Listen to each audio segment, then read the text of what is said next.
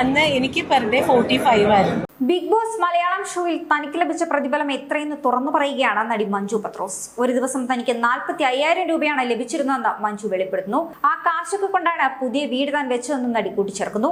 തനിക്കെന്ന് ഒരു ദിവസം 45,000 രൂപയായിരുന്നു പ്രതിഫലം ലഭിച്ചത്. അന്ന് ദിവസേനയായിരുന്നു പേയ്മെന്റ്. ആ പൈസ കൊണ്ട് താൻ ഒരു ലക്ഷപ്രഭവുമായില്ല, അതുകൊണ്ട് വീട് വെച്ചു.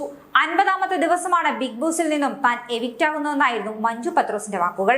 ബിഗ് ബോസ് മലയാളം സീസൺ 2 മത്സരാർത്ഥിയായിരുന്നു മഞ്ജു പത്രോസ്. അതേസമയം സിനിമ, serial, sports, music, comedy, social media തുടങ്ങിയ മേഖലകളിൽ ഉള്ളവരായിരിക്കും ബിഗ് ബോസിലെ മിക്കപ്പോഴുമുള്ള മത്സരാർത്ഥികൾ. സമീപകാലത്തായി ഒരു കോമണർ മത്സരാർത്ഥിയും ഷോയിലേക്ക് എത്താറുണ്ട്. ഇവർക്ക് എല്ലാവർക്കും ഒരു നിശ്ചിത പ്രതിഫലമാണ് ബിഗ് ബോസ് നൽകുന്നത്. ഓരോ ദിവസവുമാകും പ്രതിഫലം ലഭിക്കുന്നത്. ഇത്തരത്തിൽ ആ മത്സരാർത്ഥി എത്ര ദിവസമാണോ ബിഗ് ബോസ് ഷോയിൽ നിൽക്കുന്നത് അത്രയും ദിവസം അവർക്ക് ആ ഒരു പേയ്മെന്റ് ലഭിക്കും.